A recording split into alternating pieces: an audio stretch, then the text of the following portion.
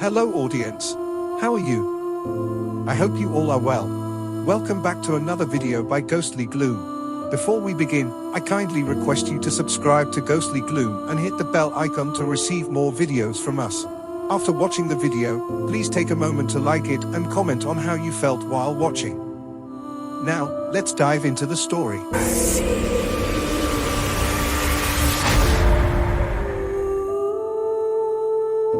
In the dimly lit bowels of a maximum security prison, a sinister tale unfolds, one that chills the soul and defies explanation. This is the story of the haunting of Cell Block 13, a place where the living and the dead became entwined in a web of terror. Cell Block 13 had always been a place of dread within the prison's walls.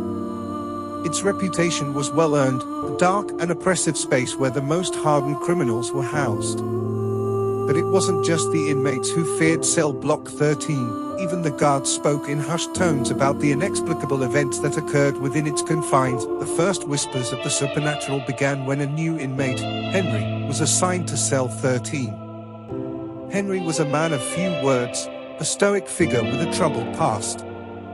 He had been sentenced to life in prison for a heinous crime, and as he stepped into the dimly lit cell, he felt an oppressive presence wash over him. He dismissed it as mere paranoia, but the unease persisted. As the days turned into weeks, Henry's fellow inmates noticed a change in him. He became increasingly withdrawn, his once stoic demeanor replaced by wild, haunted eyes. He began to mutter to himself, speaking of voices in the walls and shadowy figures in the corners of his cell.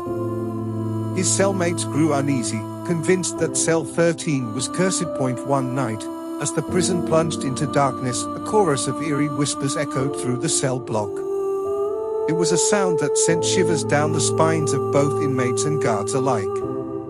The whispers seemed to emanate from the very walls of Cell 13, and they were incoherent, cacophony of voices from the past. The following morning, the guards found Henry dead in his cell, a look of abject terror frozen on his face. He had taken his own life, unable to bear the torment any longer. But what had driven him to such a desperate act? The rumors of Cell Block 13's haunting intensified. Inmates reported seeing shadowy figures that moved with unnatural speed, disappearing into the walls as if they were never there. Others claimed to have heard the tormented cries of long-dead prisoners echoing through the night. Desperate to uncover the truth, a group of inmates decided to conduct a seance in Cell 13. Armed with makeshift Ouija boards, they gathered in the cell one moonless night. As they began to ask questions of the spirit world, the temperature in the cell dropped dramatically, and an overwhelming sense of dread descended upon them. The makeshift planchette moved of its own accord, spelling out messages that sent chills down their spines. The spirit claimed to be that of a former inmate, a man who had suffered unspeakable horrors within Cell 13.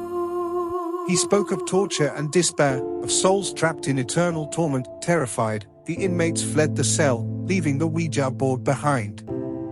But the encounter had only fueled their curiosity, and they resolved to return and communicate further with the restless spirits. As they delved deeper into their paranormal investigation, they uncovered a disturbing history of Cell Block 13.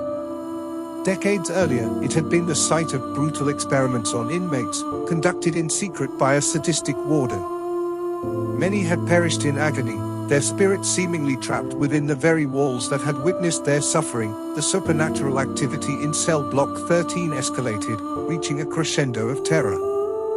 Lights flickered on and off at random, and unexplained noises reverberated through the corridor.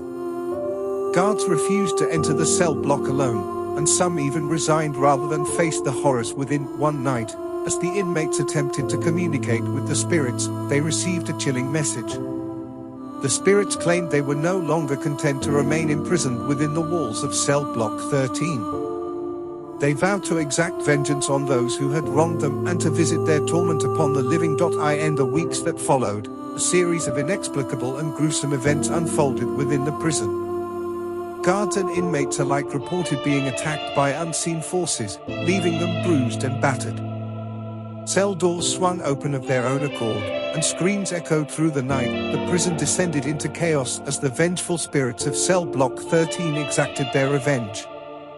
Desperation gripped the facility, and a sense of impending doom hung heavy in the air. Inmates and guards alike prayed for deliverance from the malevolent entities that now held sway over the prison. To this day, cell block 13 remains a place of unspeakable horror, a place where the living and the dead are forever entwined in a nightmarish dance of torment and despair. It serves as a chilling reminder that some secrets are best left undisturbed, for when the veil between the living and the dead is torn asunder, the consequences can be dire and everlasting.